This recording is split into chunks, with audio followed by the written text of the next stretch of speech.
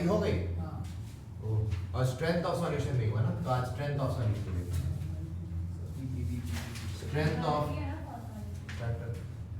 Strength of solution. देखो strength का formula क्या होता है, weight of solute upon volume of solution in litres. ठीक है, क्या बोला, स्ट्रेंथ का फॉर्मूला क्या होता है, weight of solute upon volume of solution in litres. अच्छा मोलैरिटी तुमको याद है, मोलैरिटी का भी फॉर्मूला ऐसे ही कुछ था, W2 upon M02 V12 in litre. Volume यहाँ पे किसमें होता था, लीटर में, है ना। तो ये टर्म देखो, क्या ये टर्म स्ट्रेंथ जैसा दिख रहा है ना। तो हम बोल सकते हैं यानी कि स्ट्रेंथ का एक और फॉर्मूला होगा, और ये टर्म किसके बराबर हो जाएगा, यानी कि W2 अपॉन V12 किसके बराबर हो जाएगा, M into M02। यानी कि स्ट्रेंथ का एक और फॉर्मूला होगा क्या, molarity into molar mass of solute. और ये लैब प्रैक्टिकल में जब आप करते हो तो ये फॉर्मूला यूज करते हो लैब्स में, अभी स्कूल लैब प्रैक्टिकल होगा आपका, तो उसमें आप स्ट्रेंथ का ये वाला फॉर्मूला ज्यादा यूज करते हो, सेकंड वाला। तो बताओ स्ट्रेंथ की यूनिट क्या होगी, ग्राम पर लीटर, क्योंकि यहाँ ग्राम्स में या लीटर में, तो unit of strength is gram पर लीटर।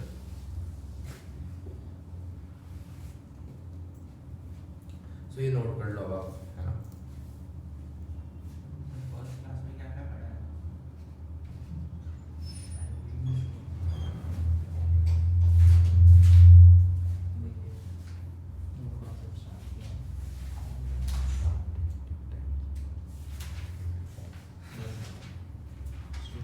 ठीक है, समझ में आ गया क्या, कोई डाउट? Yes sir. क्या डाउट है, कोई डाउट नहीं ना, ठीक।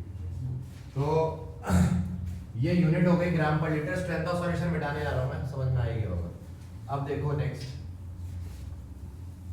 तो स्ट्रेंथ ऑफ सॉल्यूशन के बाद we are going to do now dilution law. क्या देखो अभी तक हमने क्या क्या पढ़ा, मैं रिकॉल कर दे रहा हूं जिससे आपको आइडिया लग जाए जो लोग यहाँ पे है। मोल्स मैंने पढ़ाया है कि नहीं, फिर इक्विवेलेंट्स पढ़ाया है ना, इक्विवेलेंट वेट पढ़ाया मैंने, फिर आपको मोल फ्रैक्शन पढ़ाया, मोलैलिटी पढ़ाई है कि नहीं, मोलैरिटी भी पढ़ाई, और क्या पढ़ाया, नॉर्मैलिटी पढ़ाई है कि नहीं, एन फैक्टर भी पढ़ाया था। तो इतनी चीजें हमने डिटेल में की। अभी हमने स्ट्रेंथ भी पढ़ा दिया आपको, और इसके अलावा मैंने पीओएसी कराया था, है कि नहीं, परसेंटेज कॉम्पोजिशन पढ़ाया था। So many things have been done in this chapter. अब हम बढ़ते हैं किसकी तरफ, डाइल्यूशन लॉ।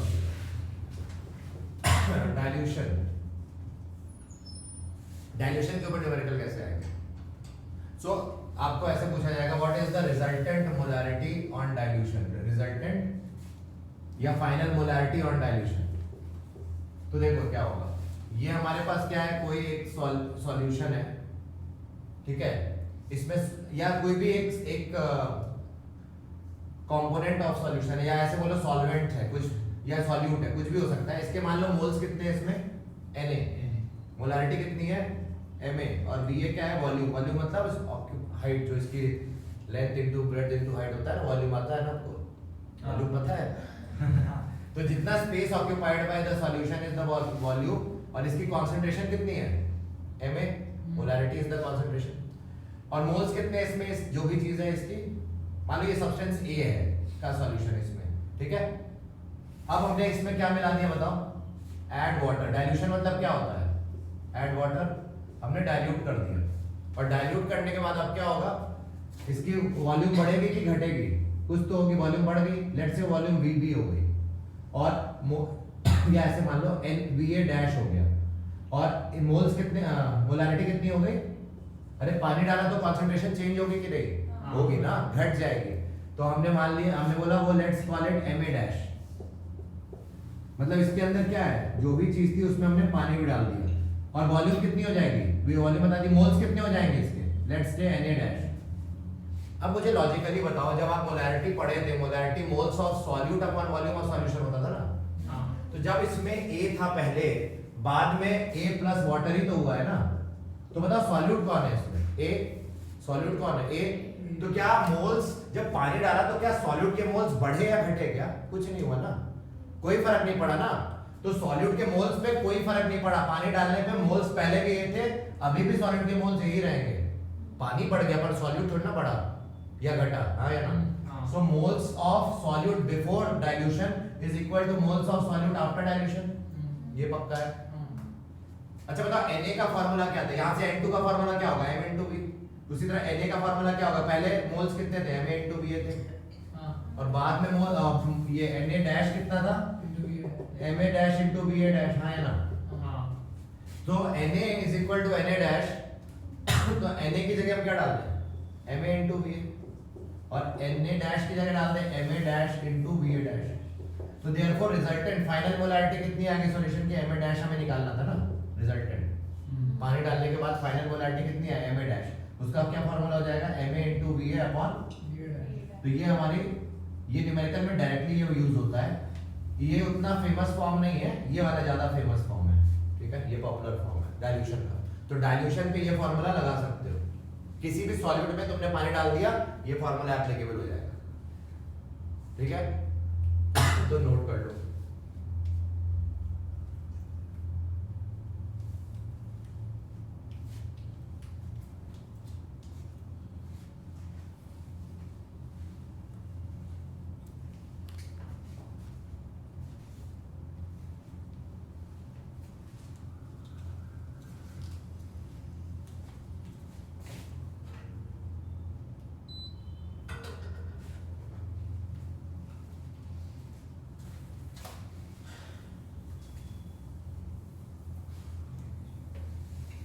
यदि आपने लास्ट वाला वीडियो देख लिया था क्या,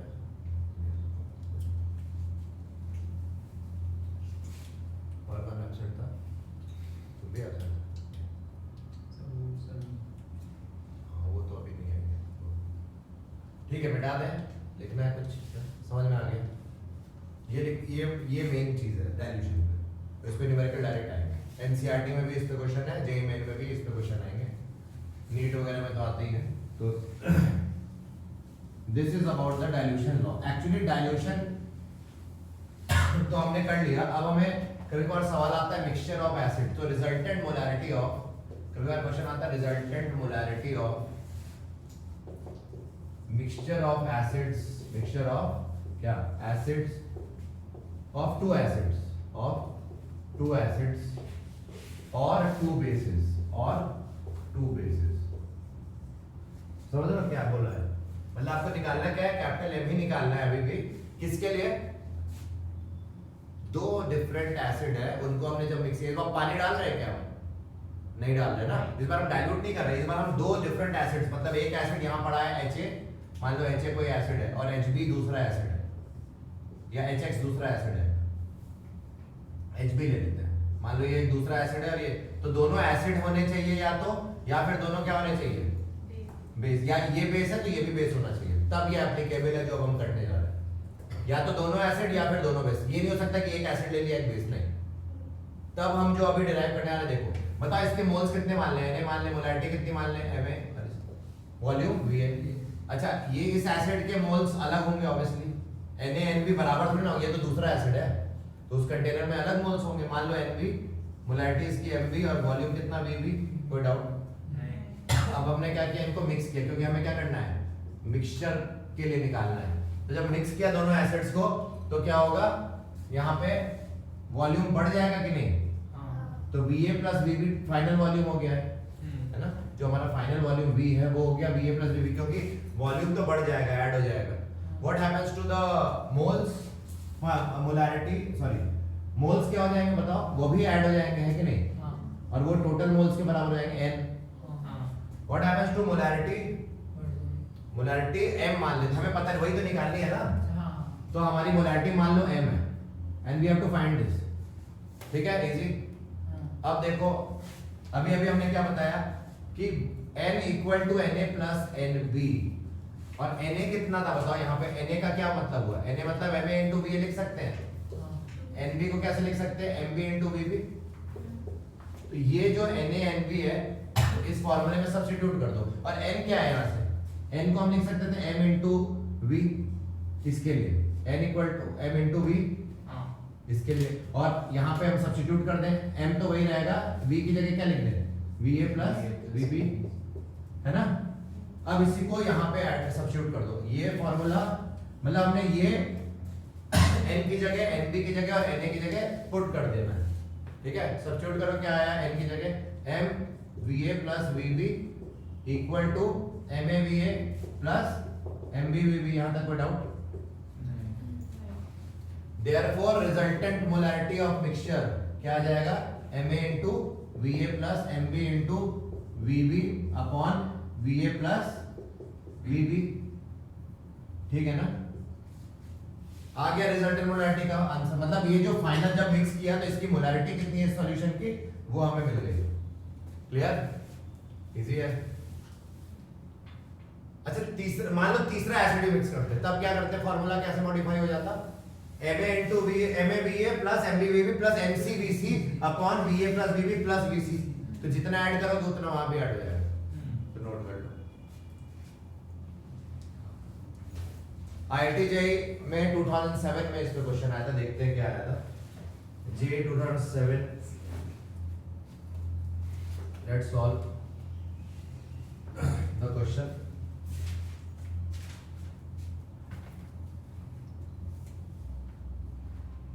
अच्छा यहाँ वॉल्यूम हम लीटर में रखेंगे या मिलीलीटर में? कुछ भी रख दो। क्यों? क्योंकि यहाँ मिलीलीटर, अगर मिलीलीटर में रखते हो तो यहाँ भी मिलीलीटर में रखोगे तो एमएल कट जाएंगे। लीटर में रखते तो भी नीचे लीटर में रखते तो भी वो कट जाता ना। मान लो तुमने यहाँ एमएल में दिया, तुमने डिवाइड बाय 1000 किया, यहाँ भी डिवाइड बाय 1000 किया, तो यहाँ भी तो डिवाइड बाय 1000 करोगे तो 1000 कट ही जाएगा जब। तो मिलीलीटर से लीटर कन्वर्ट करने का यहाँ कोई मतलब नहीं रहा। तो जैसा जो वैल्यूज दी होंगी डाल देना सीधा। मिलीलीटर में दोनों है तो मिलीलीटर में वॉल्यूम डालना, लीटर में है तो डायरेक्टली डाल सकते हो। इजी, मतलब ये मैथ्स वाली बात बता रहा हूँ। ठीक है, तो इसमें नोट कर लो पहले, फिर हम जेईई का क्वेश्चन करते हैं।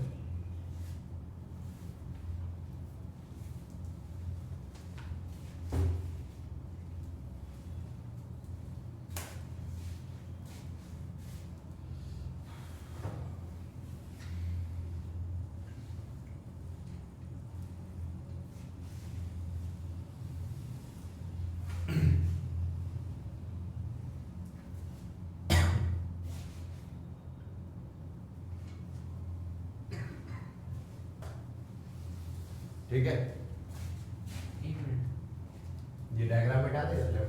हाँ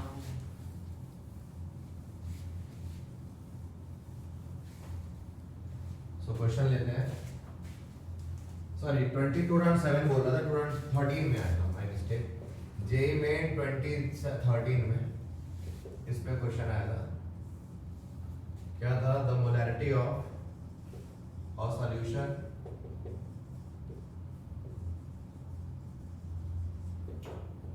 obtained by mixing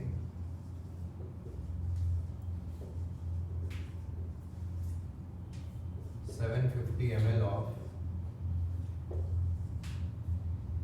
0.5 molar HCl with 250 ml of 2 molar HCl will be। अभी ये बहुत आसान लगेगा आपको क्वेश्चन, क्योंकि आपने रिजल्टेंट मोलैरिटी निकालना सीख लिया है, चाहे दो एसिड हो चाहे दो बेस। तो यहाँ पे क्वेश्चन में जेईई में क्या दिया है? एसिड दिया है, बेस। एसिड HCl क्या होता है? एसिड। तो इन्होंने दोनों एसिड्स दे रखे हैं। अब एसिड एसिड के साथ तो रिएक्ट करेगा नहीं, तो इसलिए जो है मोल्स डिसअपियर तो होंगे नहीं, तो ऐड ऑन हो जाते हैं। यार तो ये क्वेश्चन जेईई मेंस में आया था, इसको आप करो ट्राई।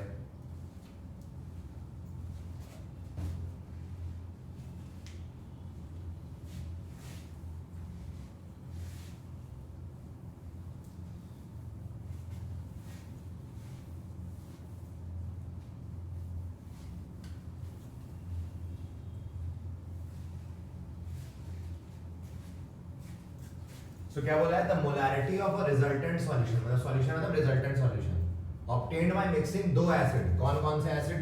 एक ये एसिड डाला और एक ये वाला एसिड का डेटा है। बहुत इजी है। मोलैरिटी दिया है, वॉल्यूम दिया है, Ma दिया है, Va दिया है। ये क्या है? Ma मान लो, और ये क्या है? Va, और इसी तरह ये Mb, और ये क्या? Vb। बाकी फॉर्मूला लगा दो, कैपिटल M निकालना है, बस वैल्यूज पुट कर दो। क्या आ गया आंसर? ए ऑप्शन आएगा, सिंपल। ठीक है, तो IIT जेईई का सवाल बहुत आसानी से आपने बना लिया, जस्ट आपको ये कॉन्सेप्ट पता था इसलिए कि दो एसिड और दो मिक्सचर में ये लगा दें, तो इसमें आप वैल्यू पुट कर दो, डायरेक्टली आ जाएगा। So this is about the resultant molarity of mixture of two acids और टू बेसिस। बता दें जे मेन का क्वेश्चन। यस।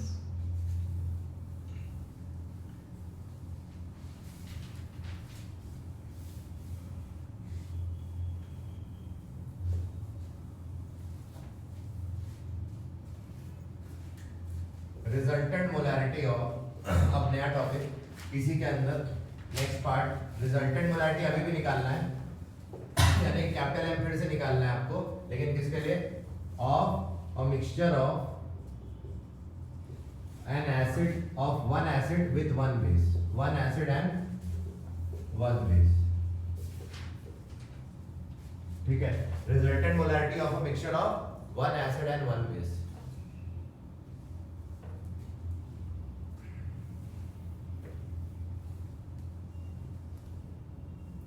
मान लो HA कोई एसिड और मान लो BOH कोई बेस है ना, ये कोई बेस है NaOH वगैरह जैसे, है ना? सर कर सकते क्या आप एक एसिड एक बेस? मतलब अभी कर रहे हैं। अभी तक हमने क्या किया, मैं फिर बता दे रहा हूँ। मान लो हमने एक एसिड लिया था, शुरुआत में क्या बताया था? एसिड लो, उसमें क्या मिला दो? पानी, तो क्या बोलते थे? डाइल्यूशन। या बेस लो, उसमें पानी मिला दो, डाइल्यूशन लो, कुछ भी ले लो। और अब उसके बाद हमने देखा कि दो एसिड ले लो, उनको मिला दो, या दो बेस ले लो, उनको मिला दो, तो भी फॉर्मूला तो सेम ही था दोनों केस में। अब हम क्या कर रहे हैं, एक एसिड और एक बेस ले रहे हैं और इनको मिला रहे हैं। तो आपने बचपन में क्या पढ़ा था? Acid plus base give neutralization reaction, है ना? यानी कि जब HA की रिएक्शन BOH नाम के बेस के साथ होगी, ये बेस है और ये एसिड है, जब HA की रिएक्शन BOH नाम के बेस के साथ होगी तो क्या बनेगा? Ba plus H2, है ना? NaCl plus H2 जैसे होता था। तो ये न्यूट्रलाइजेशन हो गई, ये हमारी रिएक्शन हो। बेसिकली ये बात कर रहे हैं जब न्यूट्रलाइजेशन रिएक्शन हो तब। अब न्यूट्रलाइजेशन में क्या होगा ना कि अगर मान लो ये स्ट्रॉन्ग एसिड है, क्या है? स्ट्रॉन्ग एसिड, और ये क्या है? स्ट्रॉन्ग बेस, तब तो ये जो बनेगा वो न्यूट्रल सॉल्यूशन बनेगा, pH 7 वाला।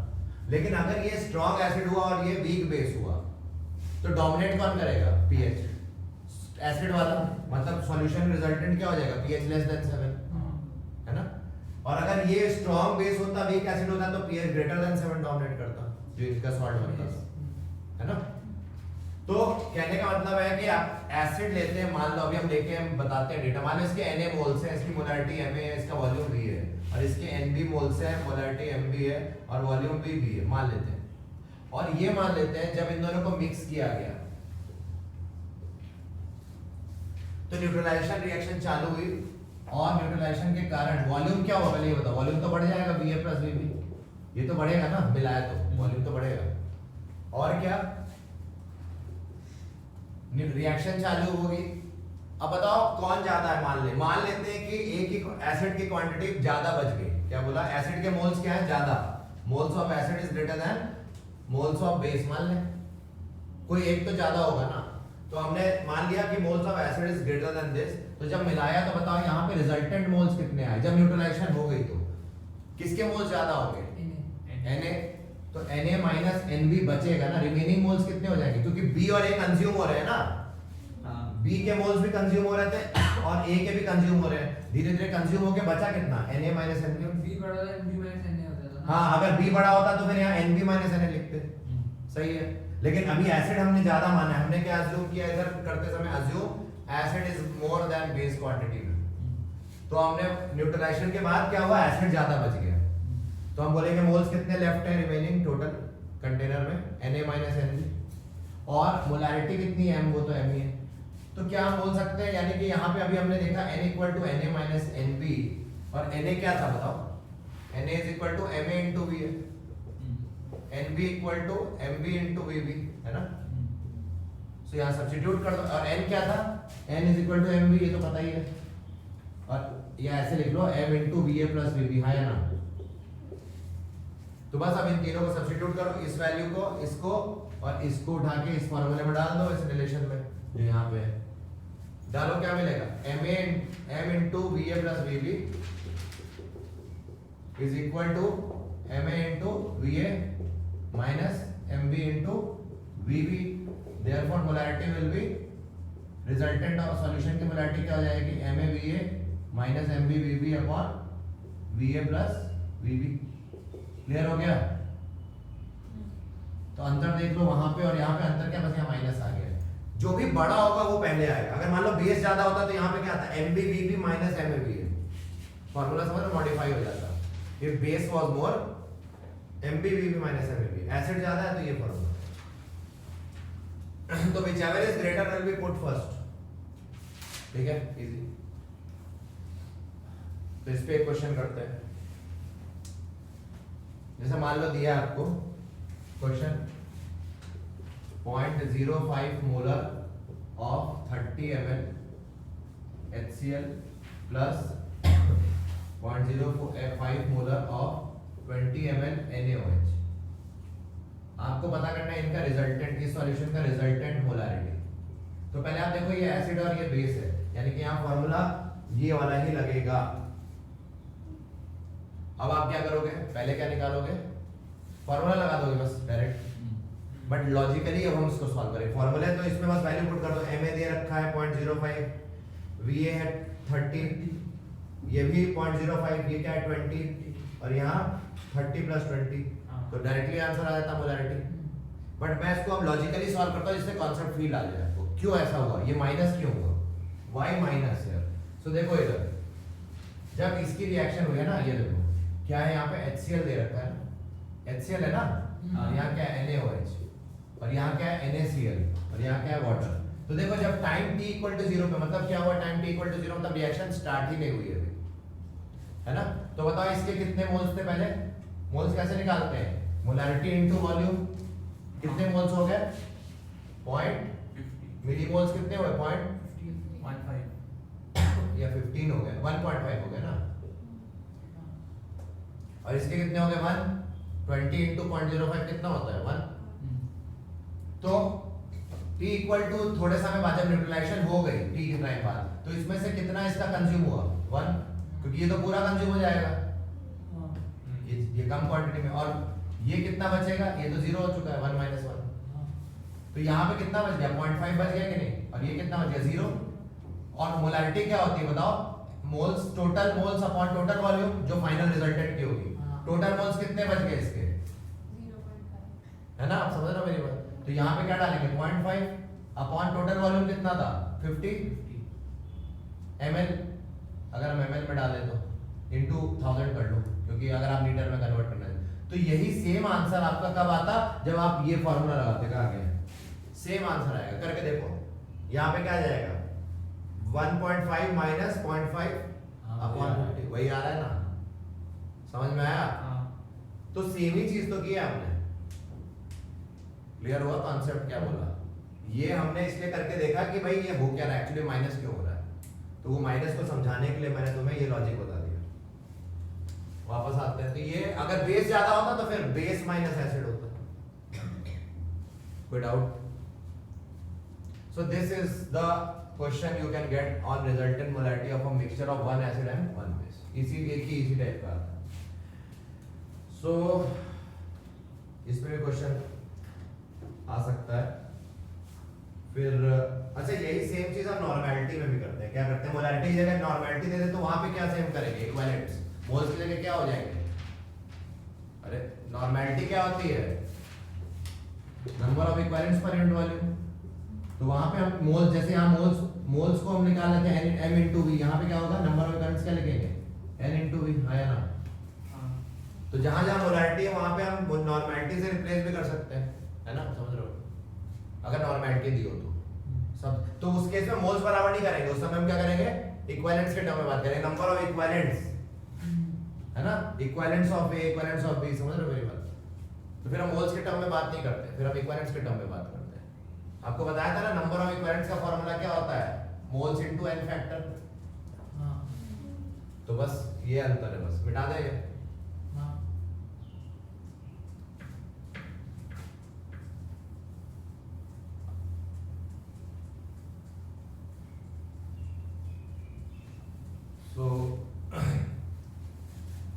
this is the concept behind resultant molarity of solutions.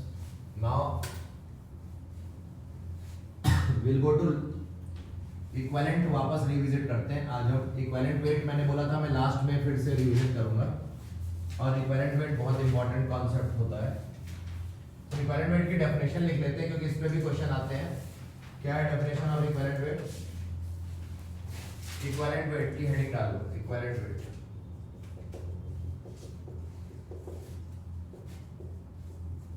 It is the, इसको हम ई नॉट से रिप्रेजेंट करते हैं। इक्विवेलेंट वेट को हम ई नॉट, हमने ये बताया था ना, number of equivalents is equal to weight upon equivalent weight. तो ये ई नॉट जो है इसका फॉर्मूला मैंने बताया था, क्या बताया था? Molar mass by N factor, आया ना? सो इट इज द, इसकी actual definition, but what is actually, अब हम फील करेंगे इक्विवेलेंट वेट की एक्चुअल फील लेंगे, है क्या इक्विवेलेंट वेट, ठीक है ना? अभी तक तो हम रटते आए ना फॉर्मूले और मुझे मोलर मास की फील आई थी, हमने बढ़ाया था मोल्स में, लेकिन अभी इक्विवेलेंट मास की फील कहाँ आई है, हम उसको फील करेंगे। So it is the minimum weight of, या minimum weight of a chemical species which will completely react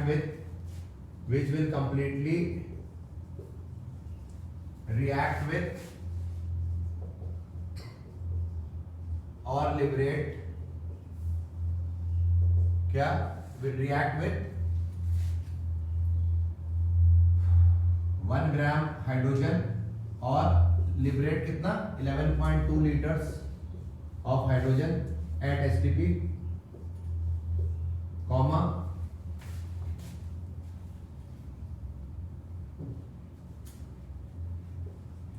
35.5 gram Cl2 और 11.2 लीटर Cl2, कॉमा 5.6 ग्राम O2 और 8 ग्राम O2 और 5.6 litre O2 etcetera and so on.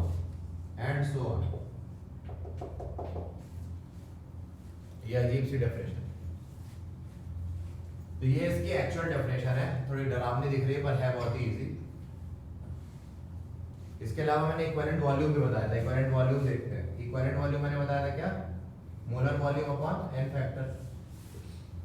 ये भी हम discuss बाद में करेंगे, पहले हम इस पे आते हैं इक्विवेलेंट वेट। इक्विवेलेंट वेट क्या कह रहा है बताओ? अगर मान लो कोई मेटल है, ध्यान दो मैं समझाने जा रहा हूं इसका मतलब, अगर कोई मेटल है और वो कितने ग्राम ऑक्सीजन के साथ रिएक्ट कर रहा है, 8 ग्राम, है ना? जैसे मान लीजिए, तो मान लो इसका W ग्राम 8 ग्राम के साथ कर रहा है रिएक्ट, तो हम बोलेंगे W क्या है इसमें मेटल का इक्विवेलेंट वेट। या कोई भी चीज जैसे Cl2 ले लिया, Cl2 के कितने वॉल्यूम के साथ करे, तो वो भी इसका मास इसके इतने वॉल्यूम के साथ करेगा, तो जो मास होगा वो इक्विवेलेंट मास होगा, है ना?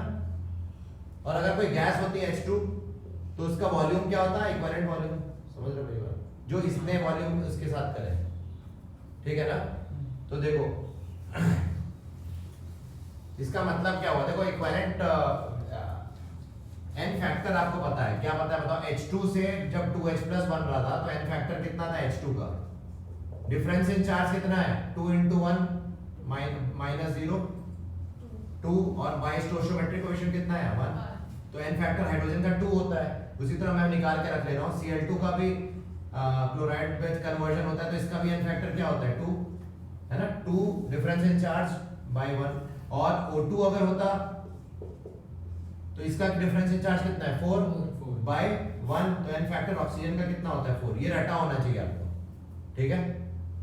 अब मुझे बताओ इक्विवेलेंट वेट ऑफ हाइड्रोजन कितना होगा? Molar mass by N factor, वो जो फार्मूला बताया था, मोलर मास कितना होता है H2 का, H2 और बाय एन फैक्टर कितना 2, तो 1 आ गया ना, 1 ग्राम, इसीलिए यहाँ लिखा है क्या 1 ग्राम हाइड्रोजन, ठीक है? और इसी तरह क्लोरीन के लिए भी इक्विवेलेंट वेट निकाल लो, कितना आ गया Cl2 के लिए 71/2, है ना? 35.5, इसलिए वहां लिखा 35.5। इसके लिए निकाल लो ऑक्सीजन के लिए इक्विवेलेंट वेट कितना आएगा 32/4, 8, तो इसीलिए उसका लिखा हुआ है 8 ग्राम पर इक्विवेलेंट। या वॉल्यूम के टर्म में बात करो तो इक्विवेलेंट वॉल्यूम क्या होता था 22.4 मतलब molar volume at STP upon n factor. तो यहां पे बताओ इक्विवेलेंट वॉल्यूम इसका कितना आएगा Beq हाइड्रोजन का 22.4 by 2 आ जाएगा ना, यानी कि 11.2 आ गया। वही इसीलिए लिखा है हाइड्रोजन के बगल में 11.2, इसके बगल में भी 11.2 इसीलिए लिखा है, इसके बगल में 5.6 लिखा है। क्यों? क्योंकि by 4 किया है। 22.4 by 4 is 5.6। समझ रहे हो? क्लियर हो गया यहाँ तक? तो इक्विवेलेंट वॉल्यूम या उतना मास के साथ जो मास ऑफ जो भी रिएक्टेंट है वो रिएक्ट करे या लिबरेट कर दे उतना, उसको क्या बोलेंगे? इक्विवेलेंट वेट उसका। क्लियर हो गया? इक्विवेलेंट वेट की फीलिंग आ गई। तो यानी कि m है और इसने मान MCl था और इसमें क्या हुआ बताओ? MCl ने क्या लिबरेट किया? Cl2 कितना? 11.2 लीटर। तो ये इसका जो वेट जो लिबरेट कर रहा है 11.2 वही क्या हो जाएगा? इसका इक्विवेलेंट वेट है ना। अच्छा ऐसे क्वेश्चन आते हैं, बोलेगा कि MCl ने लिबरेट किया 5.6 लीटर कितने? 2 ग्राम में। तो बताओ इसका इक्विवेलेंट वेट क्या है MCl का? तो हम आर्ग्यू कैसे करेंगे? हम बोलेंगे 5.6 लीटर ऑफ Cl2 कितने ग्राम कर रहा है? 2 ग्राम। तो 22.4 सॉरी इसका एक इक्विवेलेंट वॉल्यूम कितना है?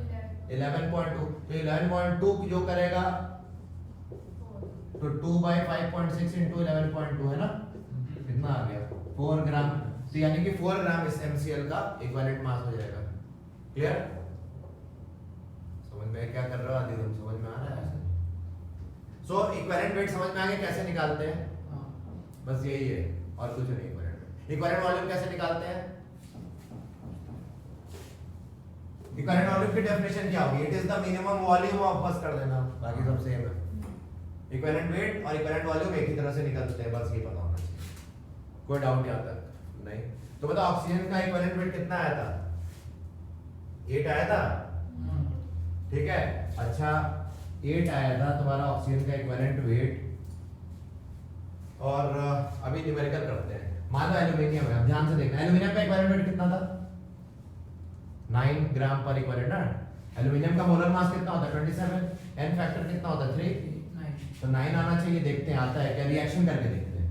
Air plus O2 give Al2O3 मान लो मैंने बोला, इसको बैलेंस कर लो चाहो तो बैलेंस करो 6 यहाँ 3 डाल दें, यहाँ 9/2 नहीं कैसे बैलेंस 2 कैसे, और यहाँ पे मान लो यहाँ मैं 2 डालूं तो यहाँ 4 आ गया है ना, 4 हो गया और ये क्या हो गया 3। सही है ना बैलेंस। अब देखो मुझे निकालना किसका, एल्यूमिनियम का क्या निकालना है? Equivalent weight. मैं कैसे आर्ग्यू करूंगा? इस इक्वेशन के एज पर दिस इक्वेशन क्या दिख रहा है मुझे? 4 मोल एल्यूमिनियम का निकालना है ना, तो हम ऑक्सीजन को पहले लिखेंगे। 3 मोल ऑक्सीजन कितने मोल एल्यूमिनियम के साथ रिएक्ट कर रहा है? 4 मोल एल्यूमिनियम। सो 3 मोल ऑक्सीजन मतलब हो गया 3 into 32 ग्राम है ना। Oxygen is corresponding to 4 into 27 gram aluminium है ना। 4 मोल मतलब 4 into 27 ग्राम, मोलर मास के मल्टीप्लाई करते हो ना। 1 मोल का मास कितना था? 27 ग्राम एल्यूमिनियम के, तो 4 मोल का कितना होगा? 4। और देयरफॉर 8 ग्राम के साथ जो ऑक्सीजन के साथ करेगा वही तो एल्यूमिनियम का इक्विवेलेंट वेट होगा। हमें क्या निकालना है क्वेश्चन में? एल्यूमिनियम का क्या निकालना है? Equivalent weight E0। अब बताओ जो 8 ग्राम के साथ करेगा वही आ जाएगा, तो देखो क्या आता है 4 into 27 upon 3 into 32 into 8 कितना आ गया देख लो? 9 आ गया। घूम फिर के आना भी चाहिए, आना भी चाहिए क्योंकि एल्यूमिनियम का हमने डायरेक्टली भी निकाला था, मोलर मास में फैक्टर से भी 9 आया। अब क्योंकि हमें एल्यूमिनियम का तो पता था, बट ऐसा हर चीज का तो नहीं पता हो सकता ना, तो किसी दूसरी चीज का पता करना है तो भी इक्विवेलेंट वेट उसका जो आएगा कॉरेस्पॉन्डिंग टू 8 ग्राम वो भी इक्विवेलेंट वेट होता है उसका। समझ में आया? 9 ग्राम। ये फील आ गई आपको? मैंने जो बताया कि क्यों 8 ग्राम का कॉरेस्पॉन्डिंग एल्यूमिनियम का आ गया, अपने आप ही जनरेट हो गया। तो बहुत इंपॉर्टेंट चीज पता चली हमें। तो ये 9 ग्राम आ गया, आना भी चाहिए 9 ग्राम क्योंकि फॉर्मूले से भी वही आ रहा था 9 ग्राम। तो 8 ग्राम अगर इक्विवेलेंट वेट है तो उसका भी इक्विवेलेंट वेट को ही कॉरेस्पॉन्ड करेगा, मतलब इसका इक्विवेलेंट वेट दूसरी चीज के भी इक्विवेलेंट वेट को ही कॉरेस्पॉन्ड करेगा। समझ में आ रही बात? ठीक है। तो ये नोट कर लो। अच्छा बताओ इसके अगर मैं अब ध्यान रुक जाओ, लिखना बंद करो। मैंने बैलेंस तो कर दिया, मैं बोल रहा हूं इसके कुछ n इक्विवेलेंट्स हैं, इसके भी n इक्विवेलेंट्स हैं, है ना। मैं बोला इसका चलो वन इक्विवेलेंट है, इसका वन इक्विवेलेंट इसके वन इक्विवेलेंट के साथ रिएक्ट करे, अगर मैं ऐसा बोल रहा हूँ तो क्या मैं सही बोल रहा हूँ कि गलत बोल रहा हूँ? मैं बोल रहा इसका वन इक्विवेलेंट इसके वन इक्विवेलेंट के साथ ही रिएक्ट करेगा, क्या मैं सही बोल रहा हूँ गलत? क्यों? वन इक्विवेलेंट मतलब कितना मास हुआ एल्यूमिनियम का? नंबर ऑफ इक्विवेलेंट्स क्या होता है? Weight by equivalent weight. तो वन इक्विवेलेंट मतलब वन रखोगे यहाँ तो W की वैल्यू क्या आएगी? 9। E नॉट तो 9 होता है ना इसका। और अगर O2 के लिए करोगे तो क्या आएगा? 8। यानी कि इसका वन इक्विवेलेंट जब वन इक्विवेलेंट के साथ कर रहा है तो इसका 9 ग्राम इसके 8 ग्राम के साथ कर रहा है, तो सही तो है। यानी कि मोल्स के टर्म में यहां दिख रहा है 4 मोल 3 को करस्पॉन्ड कर रहा है, बट इक्विवेलेंट में दोनों इक्विवेलेंट्स क्या दिख रहे हैं? सेम। यानी कि अब से हम केमिस्ट्री में इक्विवेलेंट्स के टर्म में बात करेंगे तो क्या बोलेंगे? जितना इसका इक्विवेलेंट रिएक्ट किया उतना ही इसका इक्विवेलेंट रिएक्ट किया। अगर इसका वन इक्विवेलेंट वन के साथ किया तो n इक्विवेलेंट n इक्विवेलेंट के साथ करेगा। अरे हाँ है ना? तो अब से जब भी मोल्स के टर्म में बात करते हैं तब तो स्टोइचियोमेट्रिक कोएफिशिएंट लगा देते हैं, बट इक्विवेलेंट के टर्म में बात करेंगे तो क्या बोलेंगे? इसका जितना इक्विवेलेंट रिएक्ट करेगा उतना ही इक्विवेलेंट इसका भी रिएक्शन में जाएगा। क्लियर? तो ये बहुत इंपॉर्टेंट चीज बताई। लॉ ऑफ इक्विवेलेंट का सबसे बेसिक फंडामेंटल यहाँ पे बता दिया। अभी स्टार्ट जो करेंगे आगे नोट कर लो, बहुत इंपॉर्टेंट चीज बता दी। तो मैं अभी आइडिया भी नहीं कि ये कितना इंपॉर्टेंट है।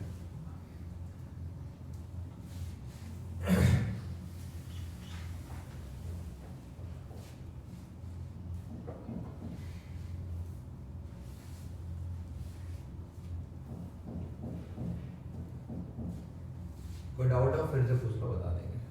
तुम्हें थोड़ी दिक्कत हो रही होगी है? तो थोड़ा वीडियो देख लेना है ना पहले वाला, तभी समझ में आएगा ये सब। आपने कोर्स पढ़ा है वो क्या करना है? बस वीडियो है ही नहीं। बना लेंगे, फिर से बना लेंगे। इसमें क्या मोल्स का मोल कॉन्सेप्ट पढ़ा है ना तुमने 10th में? वही तो पढ़ाया था फर्स्ट वीडियो में। नहीं पढ़ा। ठीक है, तो उसका एक वीडियो मैं तुमको अलग से शेयर करता हूँ। ठीक है, तुम मुझे एक मैसेज मारो, ठीक है? मैं तुम्हें वीडियो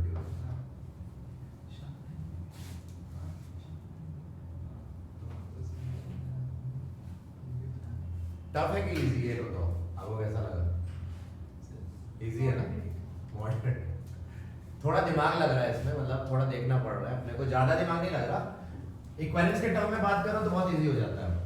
यानी कि जब भी कोई रिएक्शन हो रही, मान लो A + B gives C + D, तो हम क्या बोल सकते हैं कि A के इक्विवेलेंट जितने उतने ही B के रिएक्ट करेंगे, बोल सकते हैं ना? तो अब आप मोल से बच गए ना, यानी कि बैलेंसिंग से बच जाओगे। अगर इक्विवेलेंस के टर्म में बात करोगे बैलेंसिंग से बच गए।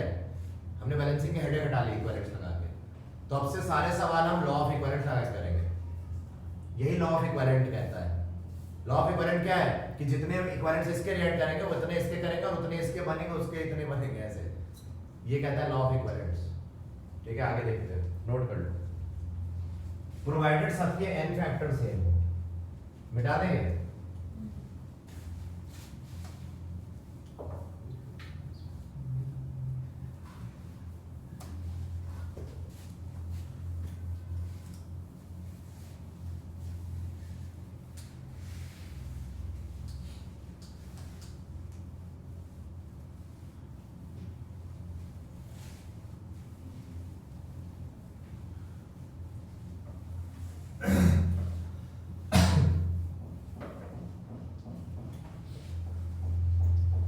तो आगे बढ़ने से पहले कुछ कॉन्सेप्ट देख लेते हैं, अगर कुछ बचा है तो, वरना फिर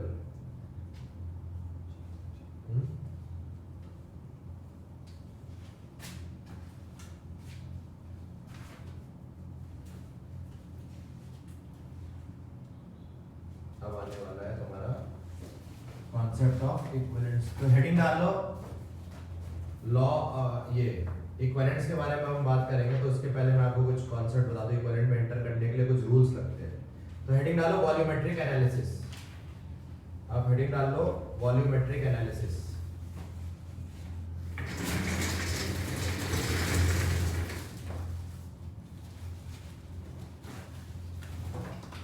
लिखा आपने वॉल्यूमेट्रिक एनालिसिस।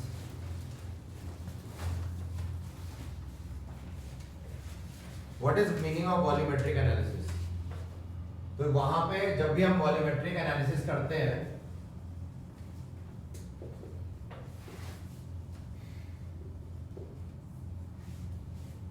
आपने टाइट्रेशन वगैरह किया है लैब में? लैब गई लैब गए नहीं अभी तक? हाँ ओके। सो देखो जैसे इक्विवेलेंट होता है ना, इक्विवेलेंट है ना, इक्विवेलेंट क्या होता था MEQ है ना, वैसे मिली इक्विवेलेंट होता है, क्या होता है MEQ, मतलब इक्विवेलेंट और मिली इक्विवेलेंट मतलब जैसे मिलीमीटर और मीटर होता था ना, वैसी ही बात है। मोल्स और मिली मोल्स होते थे ना, हाँ। वैसे इक्विवेलेंट्स और मिली इक्विवेलेंट्स हो जाएंगे। तो अगर मेरे को बोला जाए मिली इक्विवेलेंट्स ऑफ गैस, कोई भी गैस है, तो वो कैसे लिखूंगा मैं? क्या लगता है? मिली वॉल्यूम के टर्म में लिखना चाहता हूं मैं, कैसे लिखूंगा? मिली इक्विवेलेंट्स ऑफ गैस। इक्विवेलेंट्स कैसे लिखता था? Wait upon equivalent wait. अरे देखो मोल्स का फार्मूला याद करो, वेट बाय मोलर मास लिखता था और वॉल्यूम अपॉन वी नॉट लिखता था। इसी तरह इक्विवेलेंट्स के टर्म में लिखूंगा तो वेट अपॉन इक्विवेलेंट वेट लिखता था और वॉल्यूम अपॉन इक्विवेलेंट वॉल्यूम लिखूंगा। सिंपल, सिंपल है। और इक्विवेलेंट वॉल्यूम की जगह मैं क्या लिख सकता था? Molar volume upon N factor, तो एन फैक्टर ऊपर चला गया, है ना? हाँ। अरे VEQ क्या था? Molar volume upon N factor ना, तो हमने VEQ की जगह लिख दिया V naught by N factor ऊपर गया। अब बताओ V नॉट क्या होता था? 22.4 लीटर STP पे, हाँ? तो यहाँ पे मैं बोल सकता हूँ क्या कि milliequivalent of gas is nothing but ये इक्विवेलेंट्स है तो मिली इक्विवेलेंट लगा दोगे तो इनटू 1000 कर दोगे ना, तो बस मिली इक्विवेलेंट्स में क्या किया तुमने? बस इनटू 1000 कर दिया और कुछ नहीं। तो यहाँ पे क्या आ गया बताओ? V अपॉन, अगर मैं वॉल्यूम के टर्म बोलूं, at STP upon 22.4 litre into N factor into 1000। N factor किसका? उसी गैस का। तो ये हमारा फार्मूला पहला गैसेस के लिए जो यूज होता है, और ये किसके बराबर होगा बताओ? मिली इक्विवेलेंट